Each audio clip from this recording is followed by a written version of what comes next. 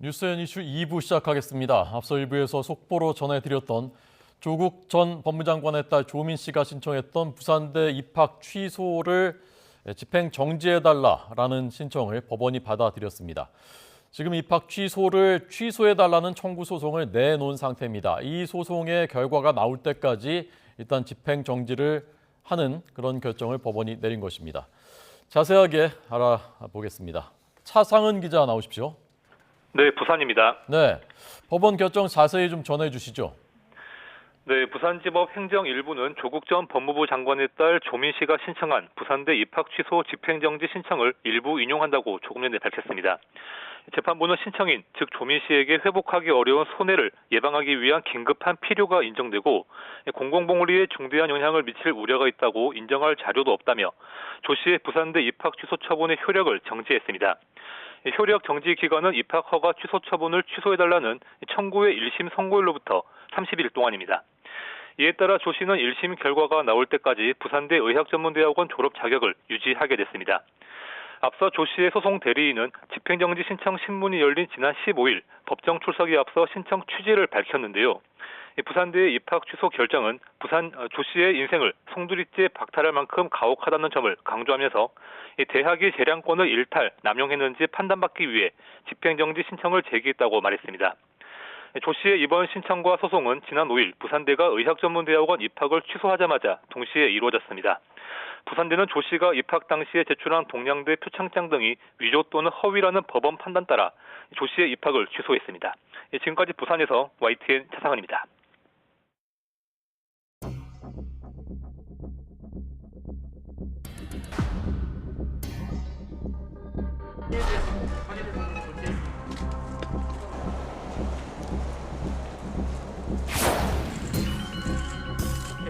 방문하게 되었습니다. 거래 사건 같은 차립 사건이 없으면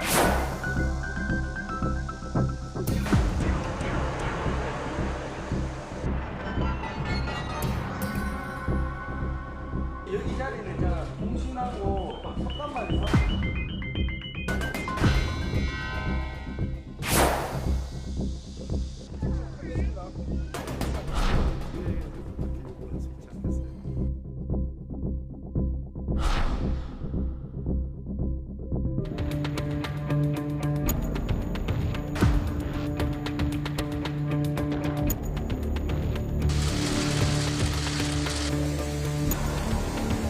편입 과정에서 특혜가 있었다고 보기는 어렵습니다.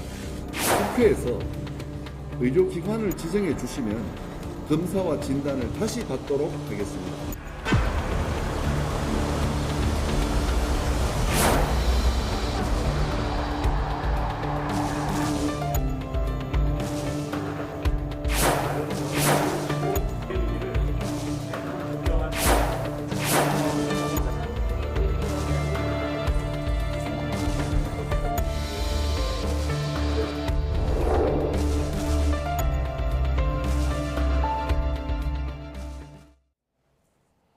오늘 전국 진단하고 토론하겠습니다. 서용주 더불어민주당 상근 부대변인 그리고 국민의힘 소속인 정태근 전 의원 초대했습니다.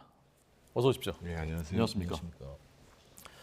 자, 우선 조금 전에 안철수 위원장이 기자 간담회를 했거든요. 그래서 인수위 지금까지 한 달 두 분은 어떻게 평가하시는지, 아쉬운 점은 어떤 것인지 앞으로 좀 이렇게 했으면 좋겠다라든지 그 평가부터 먼저 들어보겠습니다. 이건 여당부터 드릴까요? 예. 네, 아직 여당이니까요. 이번 인수위가 참 아쉬운 점이 많았어요. 새로운 정부가 탄생을 했으면 새로운 정부에서 잘 하셔서 국민들이 좀 잘 살 수 있도록 하는 바람들은 민주당도 마찬가지입니다. 그래서 저희도 시작 전부터는 어떤 윤석열 새로운 정부에서 말씀을 했던 국민통합과 협치 이런 부분을 상당히 기대를 했었습니다. 그런데 국민통합과 협치는 온데간데 사라지고 한 3가지만 남았던 것 같아요. 그러니까 통상적으로 인수위가 들어서면 향후에 새로운 정부의 경제적인 방향, 그다음에 코로나 이후에 대한민국을 어떻게 발전시킬지 이런 부분을 국민들한테 소상히 알리고 기대감을 높이기 마련인데 3가지만 기억나는 게 용산 집무실 이전, 그걸 가지고 지리하게 또 한바탕 내용이 있었죠. 그다음에 두 번째로 보면 인선을 놓고 안철수 인수위원장과 윤석열 당선자 측과의 갈등. 한 분은 잠깐 집을 나가셨다가 달래서 들어오는 국민들 보시기에 좀 민망한 그런 부분들이 있었고요. 그다음에 장관 인사 있어서 18개 부처 부분들에 있어서 이게 어떤 능력 위주로 뽑았다고 하지만 국민들 눈높이에는 상당히 맞지 않고 탕평도 없었고 진보와 보수를 고려한 전혀 뭐 통합적인 인사도 아니었다. 그다음에 지금 마지막으로 보면 이제 검찰 권력을 지키기 위해서 그러니까 인수위 자체가 지금 국가 운영을 걱정하는 게 아니라 지금 입법부에서 해결해야 될 검찰 권력 지키기에 힘을 보태고 있다. 그래서 좀 현재까지 좀 아쉬움이 민생이 사라졌다. 네. 좀 그런 평가를 좀 하고 싶습니다. 네. 자, 세 가지만 남았다 하셨고 그 중에 하나를 이제 검수완박 관련한 그 말씀 지적을 하셨는데 조금 전에 문재인 대통령이 김호수 검찰총장 어제 제출한 사직서를 반려했습니다. 청와대 박경미 대변인이 조금 전에 밝혔습니다. 원래 이제 문재인 대통령에 대한 면담을 신청했었고 그게 성사되지 않으니까 그게 사직서 제출한 이유 중에 하나였는데 더 이상 할 게 없다라는 것이었는데 오늘 만나겠다. 김호수 검찰총장 면담하겠다라고 조금 전 청와대 발표했습니다. 자, 그래서 인수위에 대한 반론은 잠시 뒤에 듣고요. 예, 이걸 지금 국민들 궁금해하시니까 이 문제부터 진단을 해보겠습니다. 우선 그 청와대가 오늘 지금 이 검찰총장 사표 반려하겠다, 만나겠다. 자, 우선 그 좀 전 발표부터 듣고 두 분 말씀 듣겠습니다. 보시죠. 문재인 대통령은 김호수 검찰총장의 사표를 반려하고 오늘 중으로 면담을 하기로 했습니다. 네, 한 문장 발표였습니다. 어떤 의미, 어떤 배경이 있다고 들으셨습니까? 지금 이제 많은 국민들이 과연 문재인 대통령이 소위 민주당이 주재하는 검수완박에 대한 입장이 뭔가 굉장히 궁금한 상황이었고, 그리고 김호수 검찰총장 입장에서 보면 자신이 잘못하면은 검찰이 사실상 해체되는 마지막 총장이 될 수 있다라는 판단 속에서 이 문제와 관련해서는 최종적인 예를 들면 법률 공포권을 갖고 있는 대통령에게 내용들을 설명하겠다 이런 강한 의지를 보여준 건데, 그리고 이제 실질적으로 이제 검찰총장에 대한 임명권자이기도 하고 그 사직 여부를 수리하는 분은 바로 대통령이죠. 그래서 아마 제가 봤을 때는 지금 청와대가 얘기는 하고 있지는 않지만 민주당이 저렇게 검수완박 법안을 강행 폭주하고 있는 거에 대해서 상당히 우려적인 시각으로 바라보는 것이 아닌가 이런 생각이 들고, 또 한 가지는 만약에 김호수 검찰총장의 사표가 수리되면 이후에 검찰의 연속적인 사퇴를 하는 사태도 계속 나타날 수가 있는 것. 이미 지금 고검장, 지검장, 대검의 차장급 이상 간부들이 그 사의를 표명한 상태예요. 그런 속에서 기본적으로 어떻든 문 대통령께서는 지금 입법의 시간이라고 해서 여태까지는 입장을 얘기를 안 했습니다만 일정 정도는 오늘 김호수 총장을 만나서 그냥 의견을 청취하는 걸 넘어서 적어도 우리도 신중히 지켜보고 있다. 뭐 이런 정도의 입장은 나오지 않겠는가 이런 기대를 해봅니다. 네, 당과는 좀 결이 다른 목소리가 청와대에서 나올 가능성이 있다. 오늘 총장 면담을 계기로 대변인께서 어떻게 생각하십니까? 일단은 뭐 이제 그런 뭐 반대 목소리가 나오기를 바라시는 것 같은데요. 기본적으로 이 검찰 수사 기소권 분리 문제는 문재인 정부가 국민 앞에 약속한 공약입니다. 그래서 그 약속을 깨라는 말 같고요. 그렇게 되는 거거든요. 근데 이제 김호수 총장이 이제 사직서를 냈는데 이런 부분이 굉장히 좀 아쉽죠. 저는 솔직히 김호수 총장이 기존의 문재인 정부에서 임명이 됐을 때 수사 기소권 문제에 대해서 적극적이었습니다. 그런 방향으로 가야 된다 얘기를 했고요. 그래서 갑자기 새로운 정부 검찰 출신의 대통령이 들어서면서 갑자기 입장을 바꾸면서 여기저기 뛰어다니기 시작합니다. 물론 검찰총장으로서의 뭐 대표성이 있겠지만 또 말하자면 수사권이 완전히 경찰로 이관되는 부분에 있어서 본인이 오명을 뒤집어 쓰기 싫은 이유도 있겠지만 제가 봐서는 왜 문재인 정부 있을 때는 수사기소권에 대해서 긍정적이다가 검찰 출신의 대통령이 왔을 때는 또 갑자기 부정적이다가 그런 문제에 있어서 김호수 총장이 굉장히 따지고 보면 검찰사나 사법사에서는 별로 좋지 않은 태도를 보이고 있다.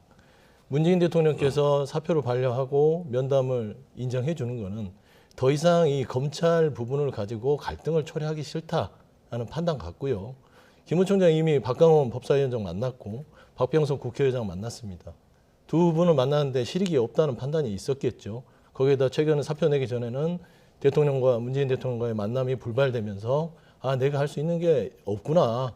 그러면서 사표를 던졌죠. 물론 문재인 대통령께서 사표를 받아들일 수 있습니다. 그리고 새로운 검찰총장을 검찰개혁의 적임자로서 임명할 수도 있습니다.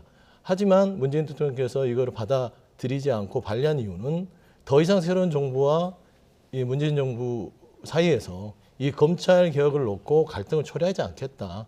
그래서 갈등 봉합 차원에서 그거를 사표를 반려하고 면담을 통해서 아마 설명을 하겠죠. 김호수 총장께서 그동안 쭉 해왔던 견지를 왜 갑자기 바꾸셨는지 이 필요성에 대해서 말씀을 하시고 저는 개인적으로 그렇습니다. 김호수 총장께서 정말 사법사에 제대로 된 일을 하시려면 문재인 정부 때 수사 기소권에 대해서 찬성했던 부분들을 검찰의 총수로서 검찰개혁 앞장서서 검찰개혁을 완수해버리면 그 자체도 사법적으로 사법사에서 본인 스스로가 또 나름대로 명예를 지키는 길이지 않겠냐. 지금 여기 눈치 보고 저기 눈치 보다가 굉장히 좀 딱한 상황이 된 것 같다.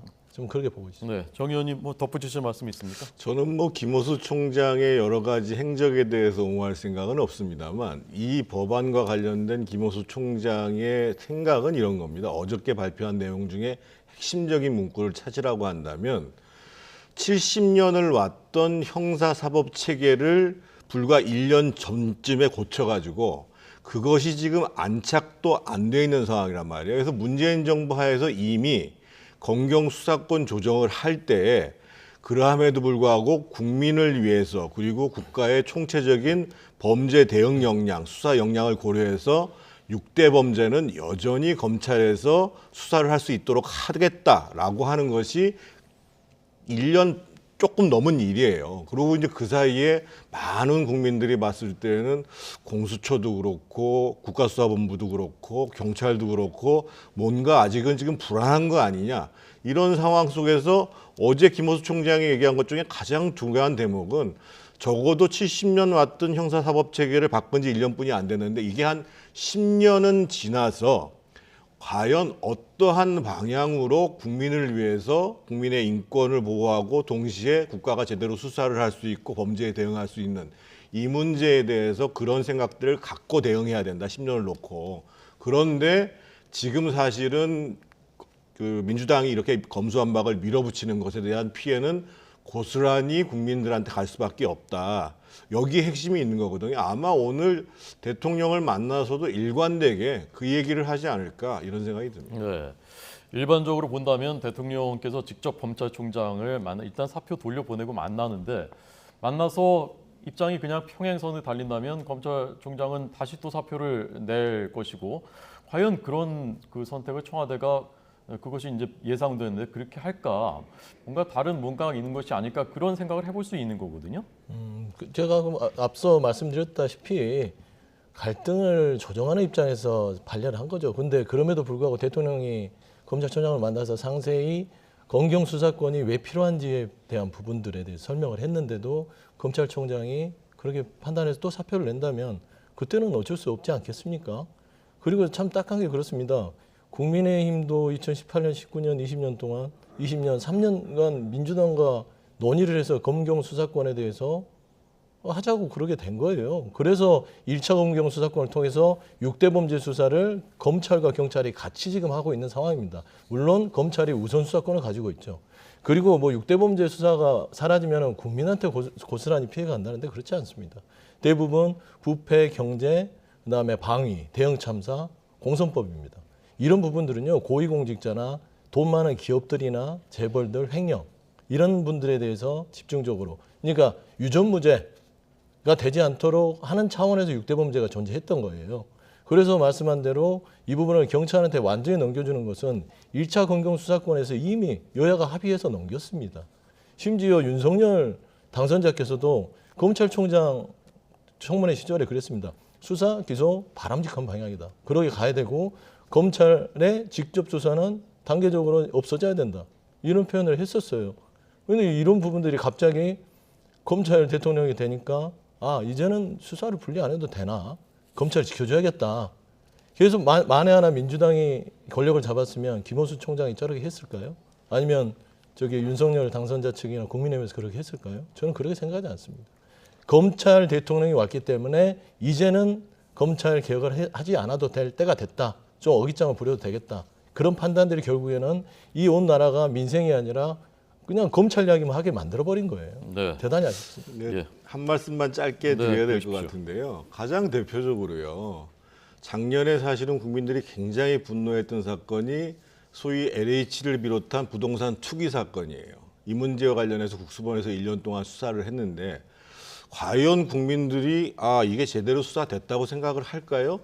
그리고 더 중요한 것은 지금 6대 범죄라는 것이 국민들하고 상관이 없다고 얘기를 하는데 대표적인 게 예를 들면 라임이라든지 옵티머스라든지 많은 소액 투자자들이 들어가는 이런 문제와 관련해서 지금 사실은 추미애 장관이 들어서면서 남부지검의 기능, 소위 증권범죄를 전담하는 수사 기능이 폐지되니까 이 문제가 수사가 굉장히 부진했을 뿐만 아니라 현재 이 정부가 관련되고 있는 예를 들면 원전 비리 문제라든지 울산 선거 개입 문제라든지 등등의 문제에 대해서 손을 띄라는 거게 돼요. 이 법이 통과되게 되면. 그래서 계속 문제가 되는 게 자기 방어용 입법권 남용이 아니냐라고 얘기를 하는 거고 굳이 아까 제가 김호수 총장 얘기를 옹호했던 것은 기소 수사를 분리해 나가고 지금 검찰의 수사를 전반적으로 줄이자라는 것과 이것을 합리적으로 국가 차원에서 대응하기 위해서 그래도 이제까지 진행돼 왔던 과정들을 충분히 검토하고 시간적 여유를 갖고 대응 방안도 마련하고 이렇게 얘기하는 것은 지극히 당연한 얘기인 거예요. 네. 자, 이 문제 두 분 비슷한 비중으로 말씀하셨고요. 오늘 지금 이제 열리고 있는 전국 고검장 회의 그리고 오늘 있게 될 문재인 대통령과 김호수 검찰총장의 면담 어떤 결과가 나오는지 보겠습니다. 자, 이제 정호영 후보자에 대한 계속해서 제기되고 있는 의혹 두 분의 토론 듣겠습니다. 먼저 오늘 여야에서 나온 목소리 먼저 들려드리겠습니다. 윤 당선인은 검찰총장 당시 조국 법무부 장관 후보자의 인사청문회가 열리기도 전에 지금의 한동훈 법무부 장관 후보자를 통해 동시다발 압수수색을 벌인 일이 있습니다. 소녀의 일기장까지 압수하던 잔혹하고 무자비한 공정의 잣대는 어디로 사라졌는지 모르겠습니다. 그때는 맞고 지금은 틀리다는 것인지 윤석열의 선택적 정의에 국민의 공분은 갈수록 커지고 있습니다. 윤석열 당선인은 국민께 약속한 공정과 정의 도대체 언제 보여줄 것입니까? 민주당 정부 5년간 정말 인사 파행이 많았지 않습니까? 문재인 정부 인사청문 대상 총 112명 중에 76명이 본인들이 정한 7대 인사 기준이 있었지 않습니까? 그 미달이었어요.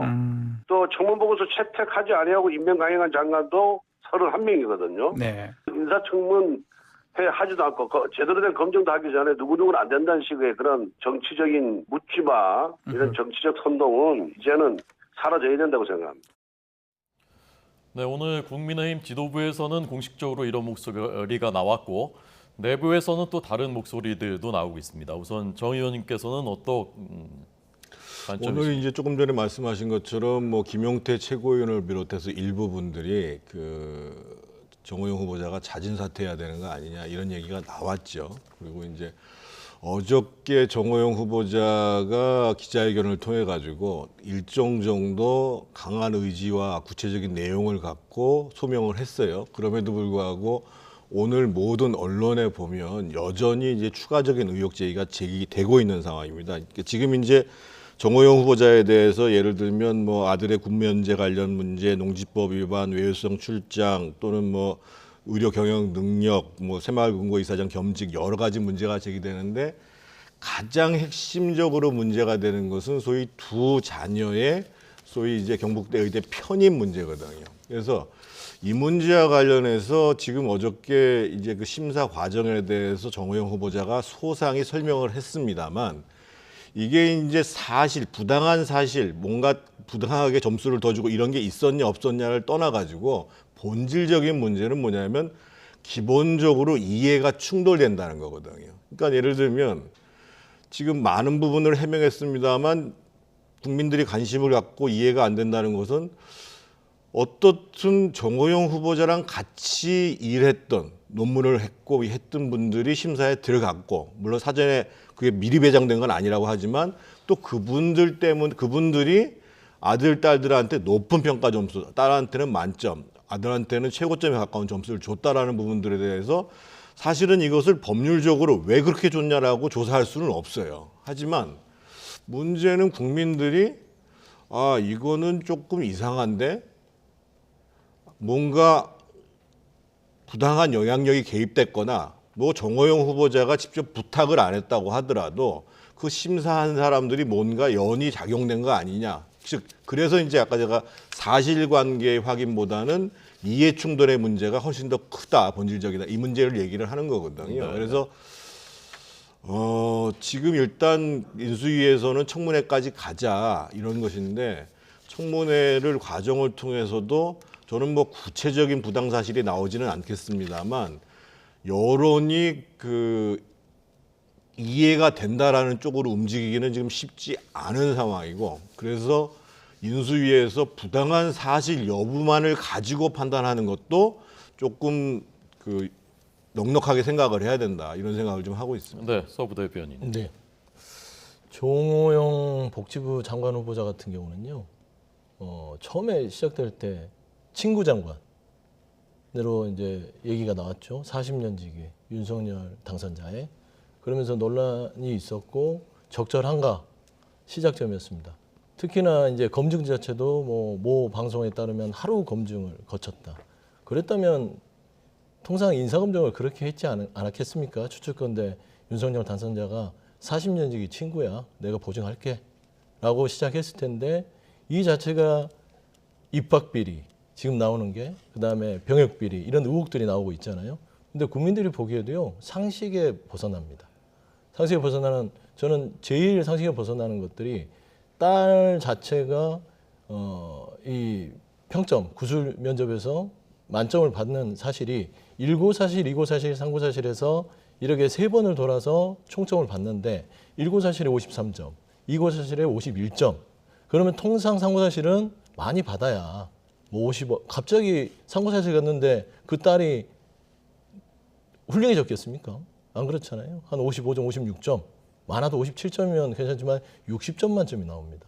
그런데 3고사실에 있던 분들의 2명의 교수들이 지금 현재 정호영 장관 후보자의 둘이 논문을 공동으로 썼던 분들이에요. 그러면 누가 보더라도 국민들은 참 좀 의심할 수밖에 없는 상황이다. 그다음에 두 번째는 아들도 그렇습니다. 아들이 말하자면 의대 편입학할 때 썼던 서류가 40시간의 연구원을 하면서 2학기 때 19학점을 또 이수를 해요. 그러면 그 시간을 배분할 때 분신술을 쓰지 않으면 할 수가 없는 일이에요. 그런 부분들은 아무 문제 없고 뭐 강의실과 연구원이 한 건물에 있었다? 이건 너무 국민들을 무시하는 처사고, 두 번째 이제 좀 강조하고 싶은 거는 윤석열 당선자의 공정이 상당히 이 정호영 장관 후보자를 통해서 이게 꺾일 수 있다. 이게 과연 윤석열 새로운 정부가 얘기하는 공정이냐. 2019년 8월에 조국 전 장관을 인사청문회를 앞두고 윤석열 검찰총장이 한동훈 반부패 강력부장을 통해서 수사를 했죠. 당시 인사청문회 전이었습니다. 그 이유가 뭐였냐면 통상적으로 국민적인 공감대가 높고 객관적 자료 확보가 안 되면 사실관계가 어려워서 진상규명이 힘들다. 그러면서 70여 차례의 압수수색을 합니다. 오늘 윤호중 비대위원장도 얘기했지만 말하자면 어린 고등학생 딸 그 시절에 일기장까지 압수수색 해가면서 탈탈 털었어요. 그러니까 윤석열 당선자가 정호영 장관 후보자가 부당한 팩트가 없다? 부당한 팩트를 윤석열 총장께서는 당시 조국 전 장관을 탈탈 털어서 부당한 팩트를 뽑아낸 겁니다. 그러면 정호영 장관 자체는요, 인사청문회를 가기 전에 교육부에서 뭐 수사 기능이 없는 교육부에서 감사를 할 게 아니라 윤석열식의 공정과 잣대라면 지금은 정호영 후보자는 지금 검찰에서 수사를 통해서 진상규명을 해야 된다.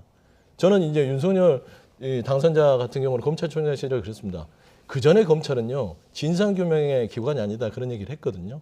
그걸 깬 게 윤석열 당선자예요. 그러면 그 공정의 잣대를 40년 전의 친구에게 될 수 있는 것인지, 그게 바로 공정이고요. 잘못했다가는 친구 찬스를 썼다, 그런 비난도 받을 수 있다. 네. 그런 말씀드립니다. 오늘 정호영 장관 후보자가 출근길에 그 인터뷰를 잠깐 했습니다. 기자들을 만나서 그 내용을 잠깐 들려드리겠습니다. 후보자님 원장님 시절에 건국대 병원에서도 좀 채용 비리가 있었다 이런 의혹도 좀 제기가 됐어요. 그거 확인될 겁니다. 예. 이제 2013년에 처음 진단을 받고 한 2년 가까이 병원을 좀 안 찾았. 예, 중환판 탈출증 알아보신 분들은 다 알겠지만은 급성기로 오면은 집에서 뭐 진통제 먹고 운동하고 자세 교정하고 그렇게 지내는 수가 많다는 거. 그거 저 보도 자료 어제 그런 것 때문에 Q&A 다 배포했습니다. 희귀한 질병이라서 진단서를 무리하게 썼다는 거. 여기 올린가요? 너무 많은 질환인데 20대 남자는 44천여 명밖에 없다고 좀 리스크 많을 거예요. 예. 예. 어제 기자회견에서 위법이나 부당행위 소지 없다고 말씀하셨는데 네네. 이해충돌 소지나 좀 윤리적 문제 그리고 향후 보건복지 그것도 없다고 수장으로서 봅니다. 좀 예. 뭐 문제가 예. 될 거에 대한 문을 열어가지고 그런 입장 없으실지. 예.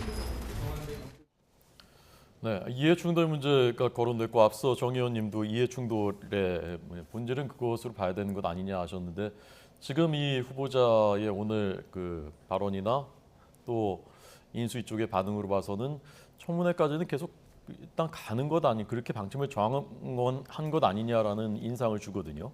어제 후보자가 얘기한 거나 오늘 나온 태도를 보면은 어떻든 적어도 내가 부당하게 무슨 그 점수를 조작하기 위해서 했다거나 또는 아들이 군 병역과 관련해 가지고 특히 이런 거는 없다라는 생각들을 분명히 갖고 있는 것 같아요. 근데 제가 아까도 말씀드렸습니다만 문제는 국민적 시각으로 봤을 때에 어떻든 정 후보자가 경북대 병원장으로 있었고 거기에 이제 입학 편입을 했고 이렇기 때문에 문제가 아마 그냥 당초부터 학부로 갔으면 그것은 별개의 문제였을 거예요 아마. 그래서 그 문제와 관련해서 이게 사실은 국민들은 납득이 안 가고 그것이 부당한 사실이 있었냐 여부를 청문회를 통해서도 확인되기가 쉽지 않아요. 아까 우리 서 대변인께서 수사 말씀을 하시는데 지금 어떻든 검찰은 검경수사권 조정을 하면서 조국 장관 때 진행돼서 검찰이 이걸 수사할 수가 없게 돼 있어요. 기본적으로 여기에 해당하는 죄목이라는 게 소위 업무방해라든지 뭐 공문서, 사문서 위조 뭐 이런 내용들이 될 거기 때문에 경찰에서 수사를 해야 되는데 통상 경찰에서 이런 사건에 대해서 인지 수사를 안 하거든요. 물론 그러니까 앞으로 예를 들면 민주당이나 또는 민주당에 가까운 시민단체가 그 뭐 고발을 할 수가 있겠죠. 그렇게 되면 아마 이제 수사가 들어갈 텐데 그것도 제가 봤을 때는 수사가 들어간다고 해서 금방 결과가 나오는 건 또 아니에요. 그래서 지금 결국은 이 문제와 관련해서는 실제로 이제 청문회가 진행이 된다고 했을 경우에 그러면 그 청문회를 지켜본 국민들이 아 그래도 좀 납득이 된다라는 것과 그럼에도 불구하고 뭔가 확실하게 부당한 사실에 대해서 규명이 되지 않았음에도 불구하고 아 이해하기 어렵다 이런 부분들이 계속 나올 때 과연 윤석열 당선인께서 어떻게 이것을 마무리 지을 것인가 이런 문제에 대해서 고민을 지금 안 할 수가 없는 상황이고 저는 어제 그런 느낌은 받았어요. 이제 후보자가 이제 부당한 사실 여부를 가지고 판단하는 거에 대해서 과거에 이제 문재인 대통령이 조국 장관 때 얘기했던 거하고 연상된다고 언론에서 얘기를 합니다만 한편에 있어서는 윤석열 당선인이 아 뭔가 국민들이 납득되지 않는 방안으로 확인이 되면 다른 조치를 취할 가능성도 좀 열어놓은 게 아닌가 이런 생각이 들거든요. 그래서 그 잣대를 아까 제가 말씀드렸던 것은 반드시 어떻든 팩트로서 아 이렇게 부정한 사실이 나왔다라는 것을 높이는 적어도 국민이 납득이 되지 않는다. 그 기준이 이해충돌이라는 거예요. 그래서 그런 방법으로 그런 방향으로 인수위도 고민하고 네, 정호영 후보자도 좀 판단을 해야 되는 문제가 아닌가 저는 이렇게 생각합니다. 네. 당선인 측에서도 여론 향배를 지켜보고 있을 텐데 지금 서울 지역 당협위원장이시죠? 네. 예. 그 동료 당협위원장들이나 또는 의원들의 좀 기류 분위기는 어떻습니까? 반반이죠. 이제 그래도 일단 청문회 과정들을 좀 지켜봐야 되는 거 아니냐 이런 의견도 있는 것이고 아까 이미 이제 그 서울 지역뿐만 아니라 이제 최고위원 중에 한 분이 자진 사퇴 얘기를 했잖아요. 그래서 이게 이제 팩트가 안 나와도 국민들한테 용납되기가 어렵고 그런 과정이라는 것이 이제 윤석열 정부가 누구보다도 공정과 상식으로 집권을 했기 때문에 그 공정과 상식이라는 기준에서 보면 이게 설득이 좀 되기가 쉽지 않다 이런 견해가 있는 거거든요. 그래서 지금 조금 지켜봐야 될 것 같습니다. 네. 대변님, 예. 그냥 전술적인 기계적인 입장에서만 보면 민주당 입장에서는 이게 그냥 빨리 끝나지 않고 청문회까지 가고 해서 계속 논쟁이 되고 하는 것이 더 유리한 측면도 있지 않습니까? 뭐 그런 측면도 있습니다.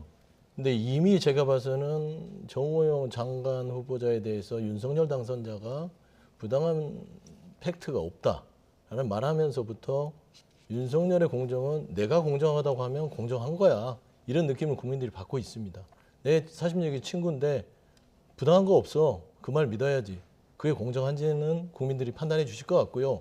저는 그렇습니다. 지금 보면은 정호영 장관 후보자에 대해서 검찰이 수사를 못할 이유는 없다고 봅니다. 현재 6대 범죄 수사가 완전히 넘어가지도 않았고요.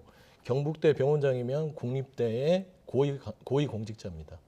그렇기 때문에 부패 부분에 들어가기 때문에 김호수 총장이 지금 검찰 개혁한다고 사표 내고 그럴 게 아니라요.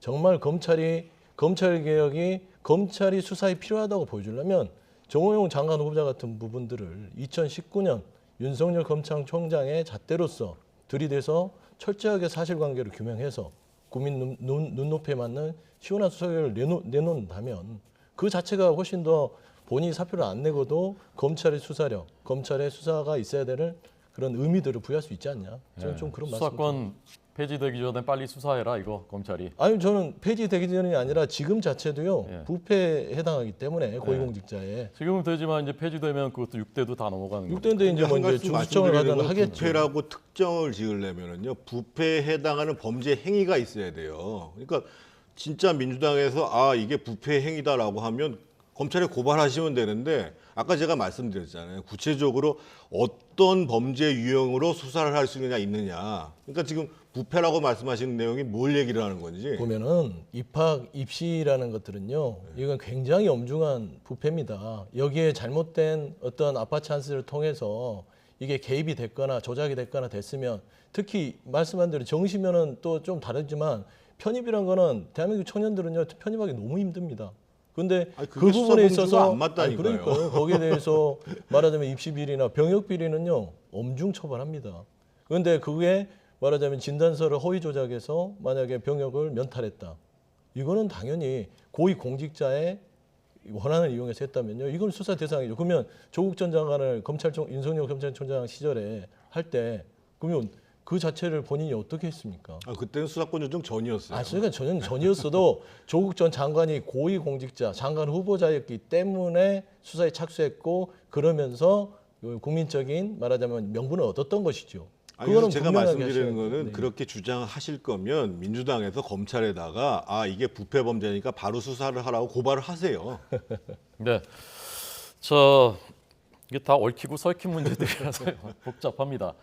지금 오늘 조금 전에 속보로 전해드린 조민 씨의 그 입학 취소를 일단 집행 정지하라라는 그 결정, 법원 결정도 지금 이제 그 아까 일 기장 그 말씀도 하셨는데 다 이제 그 얽혀 있는 또 국민들이 생각하기에 어떤 한 맥으로 이제 느낄 수 있는 그런 측면이 있는 것입니다. 그 법원 결정에 대해서는 두 분 어떻게 해석하셨는지 그것도 잠깐 듣고 가겠습니다. 먼저 하실까요? 그 문제와 관련해서는 그 윤석열 당선인의 가장 친한 친구라고 하는 이철우 교수가 페이스북에 쓴 글이 정확한 내용인 것 같아요. 논지가 뭐냐면 그 소위 이제 입학 요건에 해당하는 서류가 위조됐고 여러 가지 경력상의 문제가 있는데 그 문제가 실제로 합격과 불합격을 나누는데 결정적인 영향을 미쳤는가를 따져봐야 된다라는 게 이철우 교수의 주장인 거예요. 그래서 아마 오늘 법률 판단도 우리가 이제까지 계속 언론이라든지 저희 야당 쪽에서 제기한 문제는 기본적으로 입학 당시에 서류에 문제가 생겼기 때문에 취소한 것이고 당연한데 지금 오늘 법원에서 가처분을 받아들인 가장 큰 이유는 그러면 그러한 부분들이 합격, 불합격에 실제로 심대한 영향을 미쳤는가에 대한 본안 판단까지를 기다리는 것이 혹시나 만약에 그렇게 영향을 안 미칠 수 있다라는 판단이 나오게 되면 조민 씨 본인한테 돌이킬 수 없는 피해가 될 가능성이 있다. 그래서 저는 그 부분들은 이미 이제 그 이철우 교수가 지적한 내용들이 굉장히 적절한 것 같고 지금 이제 이 가처분이 받아들여졌으니까 어떻든 본안 소송을 봐야죠 이제. 네. 대변인. 저도 마찬가지입니다. 근데 뭐 조민 씨에 대해서 이미 망가질 대로 망가졌죠. 말하자면은 저는 좀 개인적으로는 안타까워요. 한 청년의 인생의 10년 자체가 송두리째 사라져 버렸으니까요. 거기에 대해서 권리를 다시 주장하는 겁니다. 부산대 같은 경우 국립대이기 때문에 행정소송이 가능하고 본안소송 전에 당연히 입학 취소 처분을 잠시 멈춰달라는 가처분 신청은 당연히 받아들일 부분이고 그래서 그 입학 정지를 받아준 상태에서 본인의 권리를 한번 따져봐라 라는 정도 순에서 결정된 사안이다. 그래 보고 있습니다. 그래서 이제 본안 소송이 진행될 것이고 본안 소송 나온 뒤 30일까지 오늘 이제 집행을 정지를 결정을 한 것이고요. 소송 결과를 봐야 될 것 같습니다. 자, 오늘 뭐 현안들이 많습니다만은 속보가 전해지는 것부터 두 분의 토론을 들었고 우선 그 정 의원님께는 어제 그 시험 봤지 않습니까? 시험. 지방선거에 출마하는 의원들만 의원 후보자들만 시험 본 거죠. 그렇죠. 단체장은 아니고. 그래서 이준석 대표도 머리를 싸매고 보는 모습이 그 사진으로 공개됐는데 현장 반응은 어땠습니까? 생각보다 어려웠답니다. 그러니까 이제 다들 이제 지문을 가지고 선택하는 객관형의 시험이긴 했습니다만 저도 시험 문제를 봤는데 이 지문을 상당히 이렇게 틀어놨어요. 그래가지고 찬찬하게 보지 않으면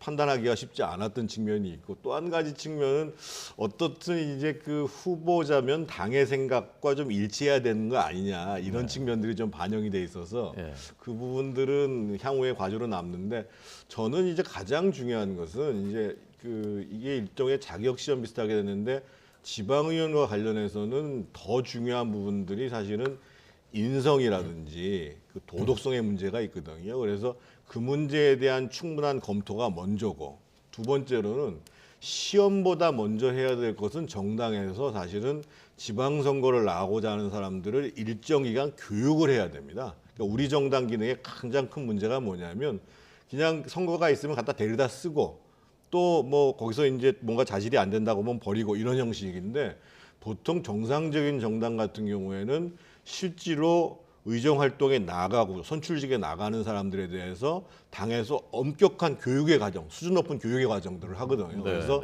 기본적으로 아까 제가 말씀드렸던 인성, 도덕성에 대한 문제와 더불어서 당에서 먼저 교육을 강화하는 작업들을 하고 그런 경우에 이제 적절한 형태의 평가, 최소한에 대한 평가, 뭐 이런 부분들은 이번을 계기로 해서 조금 더 좀 정비들을 해나가야 되겠죠. 네. 부 대변인께서는 상대당 일이지만 어떻게 보셨습니까? 뭐 상대당이 그런 기준을 세운 부분에 있어서는 뭐 새로운 시도 같은데요. 저는 좀 아쉬운 부분들은 지방의원들은 지역 일꾼들이잖아요. 그러면 지역 현안에 대해서 얼마나 일을 할 수 있는지, 지역을 얼마나 이해하는지 이해도 평가하고는 좀 동떨어진 부분 같고요. 또 이제 좀 아쉬웠던 부분은 그걸 또 수험 문제지를 다운받는데 5만 원씩 또 받더라고요. 그래서 뭐 이거 시험지장에서 하는 것도 아니고 뭐 이런 부분들은 좀 아쉬웠다. 이런 거는 뭐 당에서 말씀하셨는데 교육이 필요하면 이렇게 교육 시스템을 통해서 뭐 교육 배포를 무료로 해서 좀 해주면 좋잖아요. 그런 부분이 있고 민주당에서는 그렇습니다. AI 면접을 저희는 합니다. 이번에 AI 면접을 하는데 그 자체가 조금 이 시험 구술이 아니고 지역 현안을 얼마만큼 이해하는지 그리고 어떤 역할들을 그동안 지역에서 해왔는지 그게 중점이 되기 때문에 아마 국민의힘과 민주당의 차이는 뭐 그 정도다. 좀 그런 말씀을 마무리 짓고 싶습니다. 네. 자, 끝으로 아까 저희가 시작하면서 인수위 한 달 평가에 대해서 지금 민주당 쪽 입장 들었고요. 아까 듣지 못했기 때문에 끝으로 말씀하실 것. 지금 이제 미세합니다만은 그래도 이제 당선인이 잘할 것 같다라는 퍼센티지가 조금씩은 올라가고 있어요. 그래서 저는 이제 절반의 성공과 절반의 숙제를 남겨놓은 상황이라고 보여지는데 지금 이제 인사 문제가 제기되고 있고 특히 뭐 용산 이전 문제가 있습니다만 지금 대한민국에서 가장 중요한 문제는 경제 문제인 것 같습니다. 지금 이제 진짜 물가의 문제, 금리의 문제 이것이 이제 서민들의 삶과 직결된 문제거든요. 그래서 앞으로 인수위가 뭐 길게 봤을 때 국정 과제들을 정리해내는 것도 중요합니다만 당면에 있어서 이 복합적 위기, 특히 경제적 위기 상황들을 어떻게 잘 극복할 것인가 여기에 좀 집중하는 것이 큰 과제가 아닐까 이렇게 생각합니다. 네. 자, 오늘 전국 진단과 토론 정택은 현 국민의힘 전 의원, 서울 의리입니다. 성북을 당협위원장 그리고 민주당의 서용주 상근 부대변인 두 분 토론 잘 들었습니다. 고맙습니다.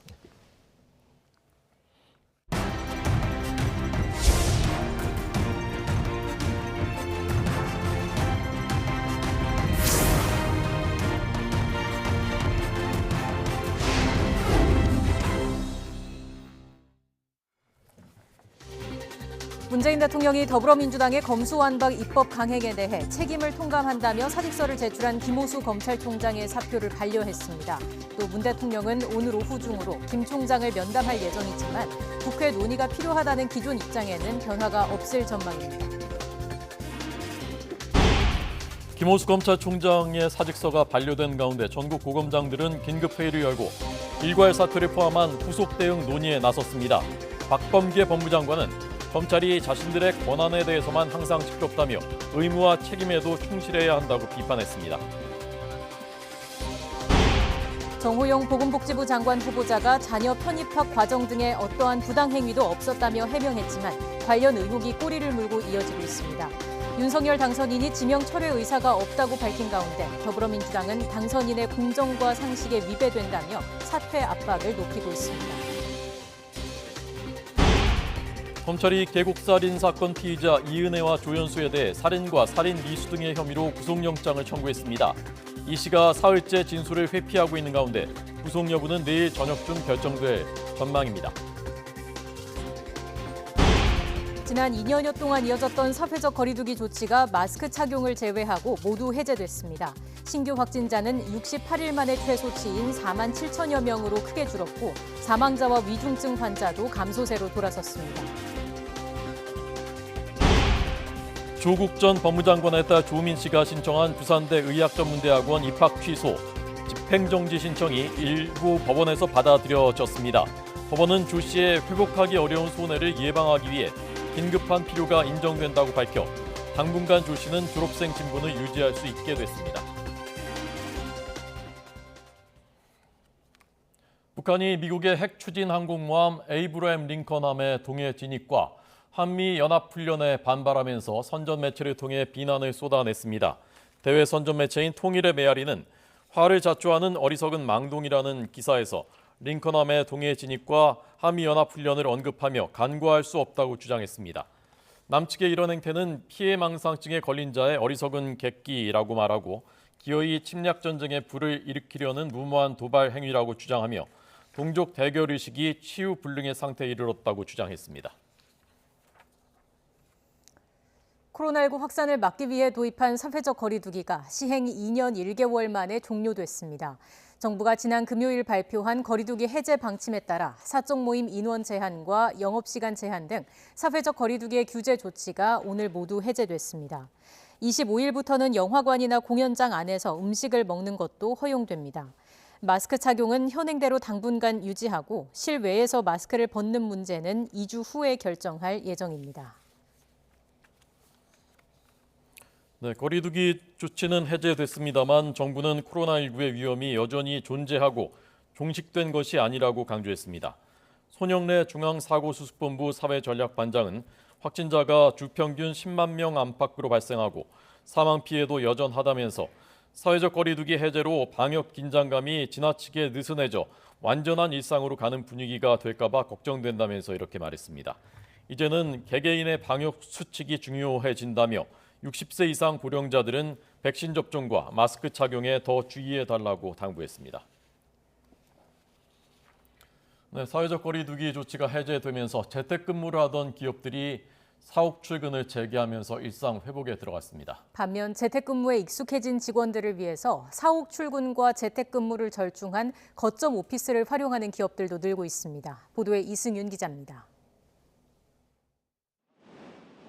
정부의 사회적 거리두기 전면 해제 방침에 따라 기업들은 소통과 업무 효율성 저하 해소를 이유로 사옥 출근 비율을 늘리고 있습니다. 지난 1일 포스코를 시작으로 포스코 케미칼은 4일부터, 포스코 인터내셔널은 오늘부터 전면 출근으로 바뀌었습니다. SK 수펙스 추구협의회는 재택근무를 자율에 맡기기로 했습니다. GS건설은 11일부터, 한화건설도 이번 주부터 재택근무를 끝내고 회의, 출장, 교육, 회식 제한도 해제합니다. LG 계열사들과 현대자동차 그룹은 재택근무 비율을 50%에서 30% 이하로 완화했고, 현대중공업 그룹은 50%였던 재택근무 비율을 탄력적으로 운영합니다. 반면 삼성전자와 현대제철은 재택근무 최대 50% 방침을 유지하기로 했습니다. 재택근무를 권장해온 SK이노베이션은 방침 변경을 고민 중입니다. 다만 기업들은 이제 사옥 출근 체제로 완전히 돌아가기는 어려울 것으로 보고 있습니다. 재택근무가 직원들에게 익숙해진 데다 생산성에도 문제가 없다고 판단되는 만큼 SK텔레콤과 LG이노텍 등 재택근무와 사옥 출근을 절충한 거점 오피스를 선택한 기업이 늘고 있습니다. 기존에 한데 모이던 사옥이 점차 분산된 사옥으로 사실은 그 형태가 조금 더 변화한다고 보시면 될 것 같고, 당연히 거기에 맞춰서 전사적인 기업 문화의 그런 이 전파라거나 또 강화가 필요한 차원입니다. 일상 회복 움직임 속에 사옥 출근이 늘고 있지만 일과 생활의 균형을 중시하는 사회적 분위기가 정착하며 새로운 근무 형태도 확산할 전망입니다. YTN 이승윤입니다. 제8회 전국 동시지방선거를 40여일 앞둔 가운데 이번에도 예비 후보자들의 범죄 전력 문제가 도마 위에 오르고 있습니다. 구급대원 폭행부터 살인미수까지 다양한데 각 정당이 공천 기준을 강화하고 있기는 하지만 국민 눈높이에 맞춰서 더 엄격하게 적용해야 한다는 목소리가 커지고 있습니다. 윤혜리 기자의 보도입니다. 구급대원이 술에 취해 부상당한 환자의 팔에 의료용 바늘을 꽂고 응급처치를 시도합니다. 수액을 확인한 뒤 몸을 굽히는 순간 벼랑간 구급대원의 얼굴에 거친 손이 날아듭니다. 폭행 가해자는 이번에 경기도 화성시 기초의원 선거에 출마 선언을 한 A 예비후보. 얼굴을 맞은 구급대원은 눈을 부여잡고 치료를 이어갔고 이후 A씨를 경찰에 신고했습니다. 재판에 넘겨진 A 후보에게 내려진 건 벌금 100만 원. 재판부는 심실상실 상태거나 무의식적인 행위라고 판단하지 않았습니다. 이뿐만이 아닙니다. 동거하던 여성과 말다툼을 하다가 흉기로 위협해 살인미수 혐의로 징역형의 집행유예를 받은 후보 역시 경남 지역 기초단체장 선거에 출마했고, 음주운전과 횡령, 근로기준법 위반 등 전과 기록이 14건에 이르는 후보도 전북 기초단체장 선거에 출마했습니다. 지방선거 예비후보자들의 전과 논란은 어제 오늘 일이 아닙니다. 지난 2018년 지방선거 당시에도 10명 가운데 4명꼴로 전과가 있었던 것으로 집계됐습니다. 과거 민주화운동 과정에서 자연스럽게 생긴 전과를 제외하더라도 많은 수치입니다. 시민단체가 11대 공천 배제 기준을 마련해 여야 정당에 제안서를 보냈지만 지금까지 아무런 답을 받지 못했습니다. 어떤 부패나 또는 범죄 또는 투기 이런 의혹을 갖고 계신다면 지역민들을 위해서 성실하게 일할 수 있을지 국민들로서는 매우 회의적일 수밖에 없고, 그런 분들에 대한 평가가 엄격히 걸러져야 된다. 양당 모두 성범죄, 선거, 뇌물 등 중대범죄를 저지른 후보에 대해서 부적격 판정을 내리고 있지만 중앙당 공천관리위원회 권한으로 예외를 허용할 수 있도록 하고 있습니다. 지방자치의 역할이 눈에 띄게 커진 만큼 국민 눈높이에 맞는 엄격한 공천 기준이 이번 선거에 적용될 수 있을지 주목됩니다. YTN 윤혜리입니다. 개인에게 객실을 분양하고 운영 수익금의 일부를 배당하는 숙박시설을 이른바 분양형 호텔이라고 합니다. 고수익을 보장한다는 개발업자의 말을 믿고 투자했다가 수익금을 받지 못하는 등 피해가 잇따르고 있습니다. 송세혁 기자가 취재했습니다. 객실 340개를 갖춘 강원도의 한 분양형 호텔입니다. 객실을 분양받은 투자자들이 항의 시위를 벌입니다. 분양가의 5%에 해당하는 수익금을 매년 지급한다는 호텔 운영업체의 약속과 달리 최근 7개월 동안 돈을 한 푼도 받지 못했다는 겁니다. 피해를 호소하는 투자자는 80여 명. 미지급된 수익금은 4억 원에 이릅니다. 퇴직금이나 노후자금 등으로 수억 원씩 투자한 피해자들은 분통을 터뜨립니다.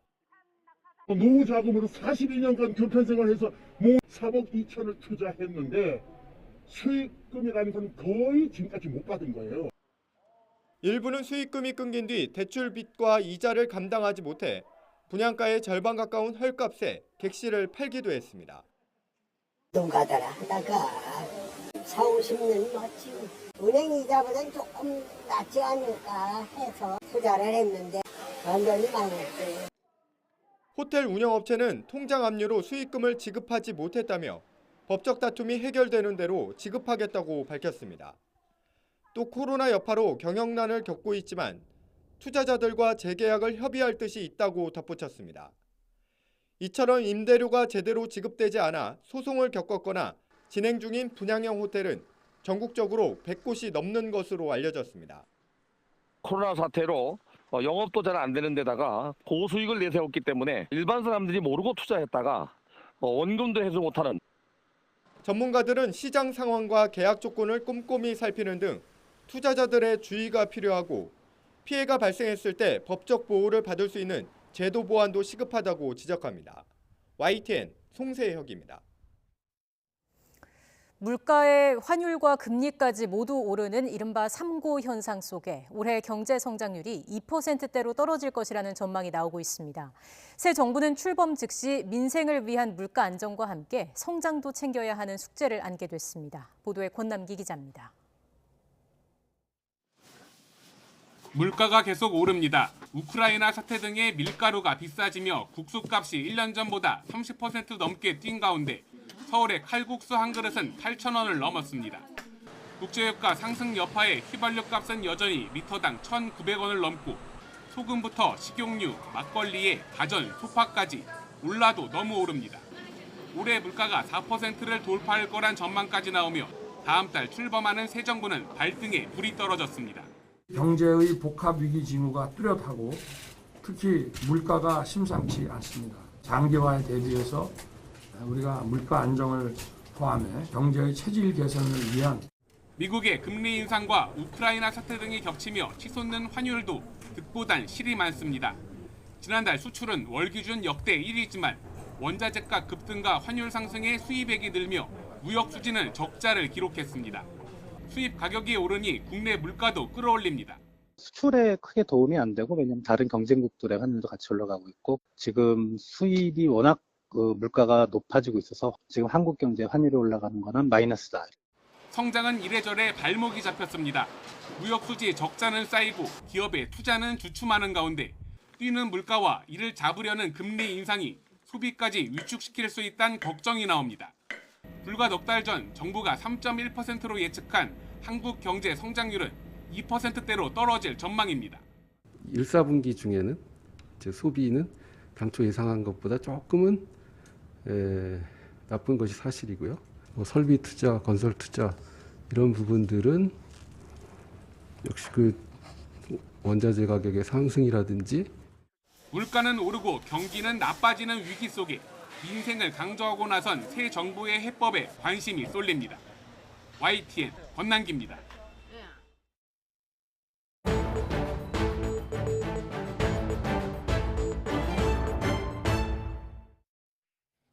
계곡 살인 사건 취재 뒷얘기 전해드리겠습니다. 피의자 이은혜 지금 사흘째 진술을 거부하고 있는데 자수하겠다고 밝힌 다음에도 오피스텔 호수를 엉터리로 가르쳐 줬었다고 합니다. 또 지금 검수완박 정국 속에 검찰과 경찰이 싸움을 벌이는 분위기도 있다고 합니다. 이 사건 취재하고 있는 김대겸 기자 연결돼 있습니다. 김 기자 나오십시오. 네, 사회일보입니다. 네. 자, 우선 이은혜와 조연수가 공개 수배가 된 다음에도 어디를 놀러 갔었던 사실이 밝혀졌다면서요? 네, 맞습니다. 이은혜와 조연수는 공개 수배 이후에도 대담하게 행동했습니다. 공개 수배 사흘 만인 지난 2일 밤 지인과 함께 경기도 외곽에 있는 숙소를 다녀온 건데요. 하지만 얼마 안 돼서 경찰에 덜미를 잡혔습니다. 이은혜가 외부 숙소를 다녀온 사실을 알게 된 경찰이 곧바로 CCTV 동선 추적 등을 통해 이은혜가 은신해 있던 오피스텔을 찾게 된 겁니다. 이은혜와 조연수가 외출했다 돌아온 당일 경찰은 두 사람이 경기 고양시 오피스텔로 들어간 것까지 확인했습니다. 하지만 해당 오피스텔이 2,000세대가 넘다 보니 몇 호실에 숨어 있는지가 확인되지 않아 검거가 늦어진 것으로 확인됐습니다. 결국 포위망을 좁힌 경찰은 이은혜 아버지의 도움을 받아 자수를 설득했고 지난 16일 낮 12시 25분쯤 검거에 성공했습니다. 네. 그런데 붙잡히기 직전에도 또 호수를 엉터리로 얘기를 했다면서요? 네, 경찰은 이은혜 아버지를 통해 은신 중인 오피스텔이 이미 특정이 됐고 포위된 상태라는 말도 전달했습니다. 그러면서 자수를 설득했는데요. 쉽지 않았습니다. 이은혜는 마지막까지 자신이 숨어있던 오피스텔 호수를 알려주지 않은 건데요. 경찰이 은신처 입구까지 막고 포위망을 좁혀오고 있던 사실을 안 뒤에야 오피스텔의 층과 호수를 아버지에게 말했습니다. 하지만 해당 층에 가보니 이은혜가 없었습니다. 다행히 조연수를 해당 층에서 발견해 체포했고 이후 이은혜가 숨어있던 층과 호수를 다시 파악한 뒤 검거에 성공했습니다. 마지막까지 수사에 혼선을 준 건 검거 과정에서 취재진이 동행하거나 자신들의 체포 모습이 공개될까 우려했기 때문인 것으로 알려졌습니다. 검거 당시 이은혜와 조연수는 체념한 듯 고개를 떨군 채 체포에 순순히 응했던 것으로 전해졌습니다. 네. 이 누가 도대체 도움을 준 것인가, 어떻게 준 것인가, 이른바 조력자. 이 조력자에 대한 수사도 진행되고 있습니까? 네, 이은혜와 조연수가 검찰 수사를 받다가 잠적한 뒤 다시 검거된 것은 4개월 만입니다. 이들이 오랜 기간 동안 눈에 띄지 않고 숨어 있었던 배경에는 조력자가 있는 것 아니냐는 의문이 자연스레 들기 마련인데요. 검찰은 지난 2일 이은혜와 조연수가 다녀온 경기도 외곽 숙소에서 타인 명의로 카드 결제가 된 사실에 착안해 수사를 이어가고 있습니다. 조만간 카드 명의자를 소환해 이은혜와 조연수 대신 숙소를 결제해준 이유와 넉 달간의 도피 생활에 또 다른 도움을 준 건 없는지 등을 조사할 예정입니다. 이 밖에도 이은혜와 조연수가 숨어있던 오피스텔은 누가 얻어준 건지도 의문인데요. 검찰은 이은혜와 조연수가 아직 조사에 협조적이지는 않은 만큼 구속되는 대로 조력자에 대해서도 집중적으로 추궁할 방침입니다. 오늘 오전 검찰이 구속영장을 청구했고 내일 오후 3시 반 인천지방법원에서 영장심사가 진행될 예정이니까 구속 여부는 내일 저녁쯤 결정될 것으로 보입니다. 네, 김대겸 기자에게 듣고 있습니다. 마지막으로 검찰과 경찰이 자존심 싸움 벌이고 있다. 이건 어떤 내용입니까? 네, 검거 전후로 계속해서 검경 신경전이 이어져 왔는데요. 검거 이전에는 사건을 맡은 담당 검찰 부장검사가 내부 게시망에 높은 의혹의 수준의 중요 사건을 경찰이 낮은 강도로 수사하고 있다며 비판글을 올리며 검경 갈등을 촉발했습니다. 이 사건이 경기 가평경찰서에서 내사 종결됐었다는 점까지 언급하며 초동 수사에 미흡함을 꼬집기도 했습니다. 검거 이후에도 은근한 신경전이 반복되고 있는데요. 이은혜 조연수 검거에 성공한 건 인천청 광역수사대와 강력범죄수사계입니다. 하지만 검거 당일 검찰은 체포 주체를 검경 합동수사팀이라 밝히며 검거에 공을 두고도 경찰과 신경전을 벌였습니다. 또 어제 인천지검은 이번 사건이 경찰의 재수사만으로 살인 혐의를 입증할 수 있었다는 일부 언론 보도에 반박 보도자료까지 내며 다시금 검경 갈등의 불씨를 지폈습니다. 검찰은 보도자료에서 경찰이 재수사를 통해 사건을 기소 의견으로 송치하긴 했지만 살인의 고의를 입증할 증거를 충분히 찾아내지 못했다고 지적했습니다. 만약 검수완박 상태였다면 기소한다 하더라도 경찰의 증거만으로는 이들이 무죄 판결을 받거나 증거 부족 무혐의 처분을 받았을 거라는 겁니다. 그러면서 이번 사건의 핵심, 즉 살인의 고의성을 입증할 수 있는 두 차례 살인 미수 시도와 남편이 수용할 수 없다는 사실을 미리 알고 범행을 실행한 건 모두 검찰이 밝혀낸 거라고 강조했습니다.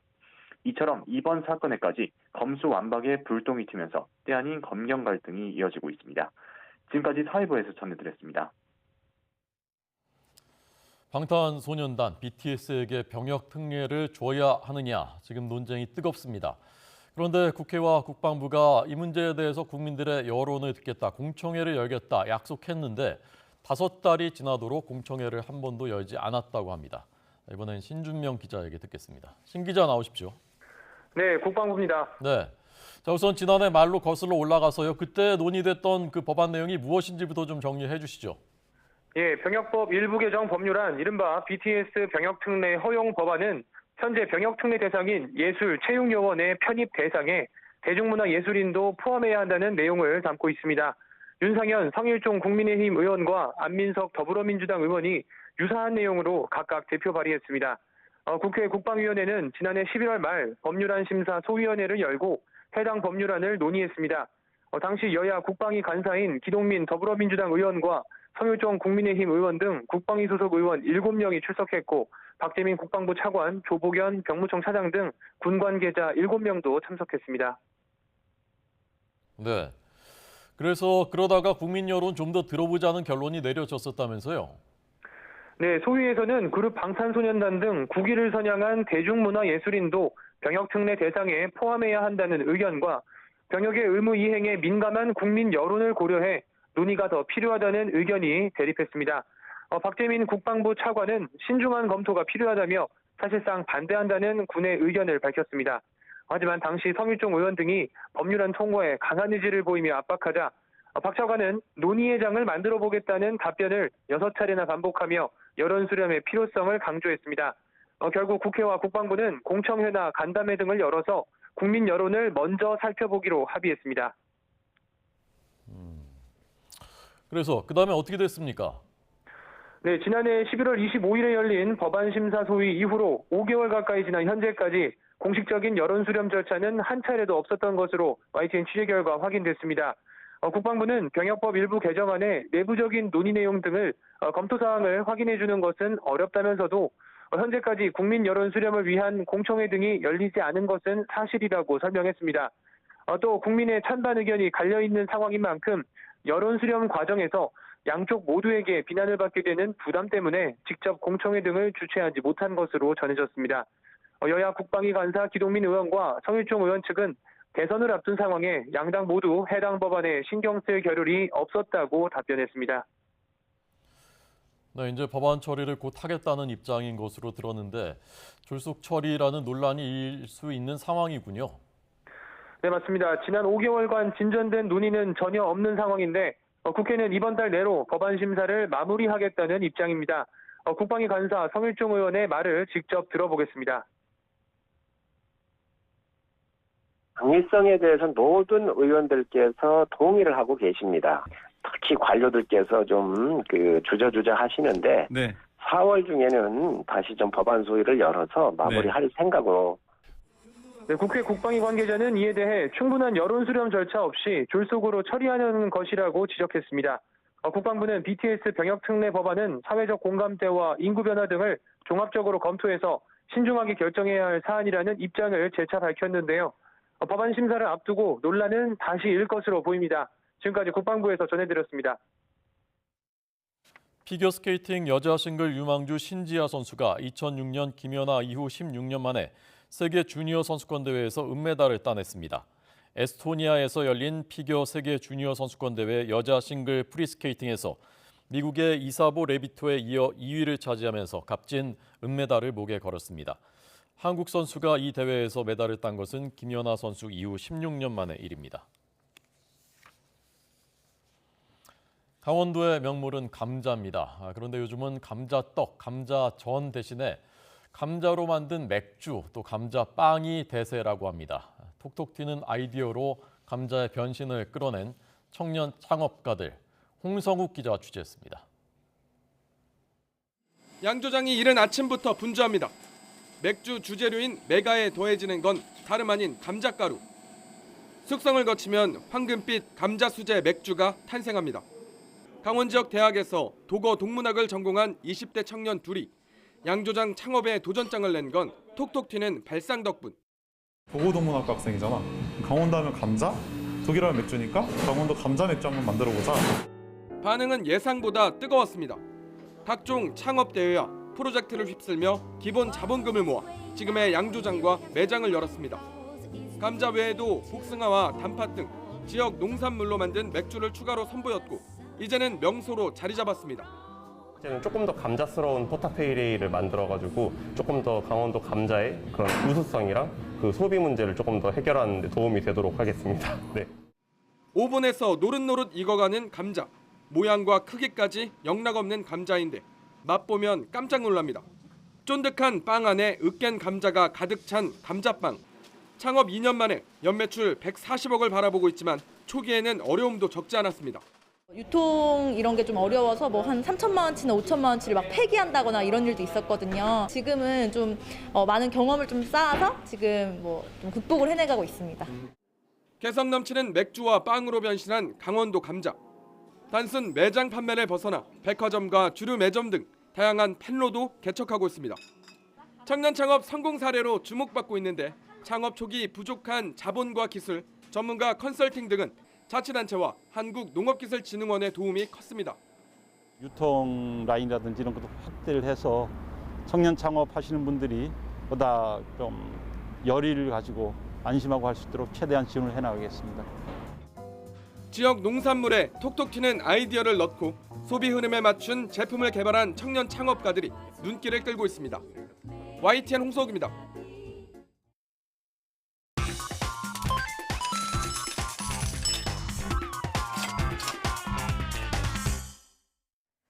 오늘의 경제지표입니다. 먼저 국내 증시부터 보시겠습니다.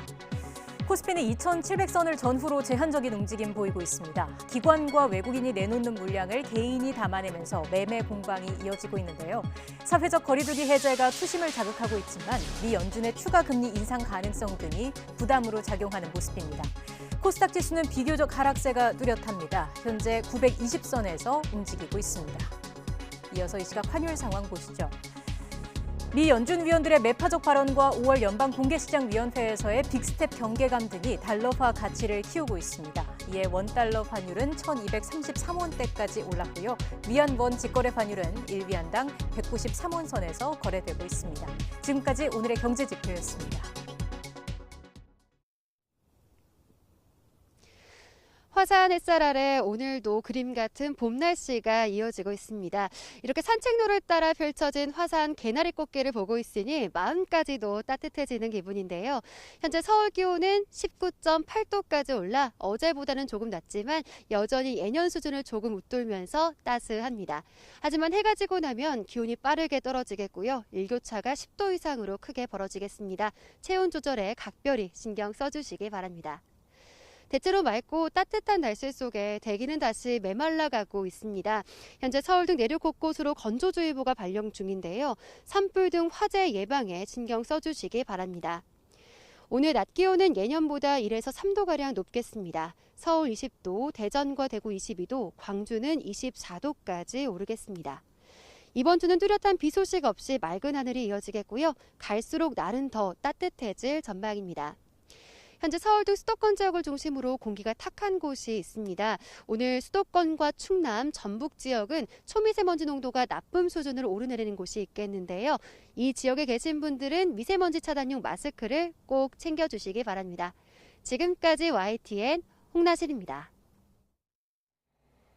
뉴스 앤 이슈 마치겠습니다. 잠시 뒤 더 뉴스가 방송됩니다. 시청해주신 여러분 고맙습니다.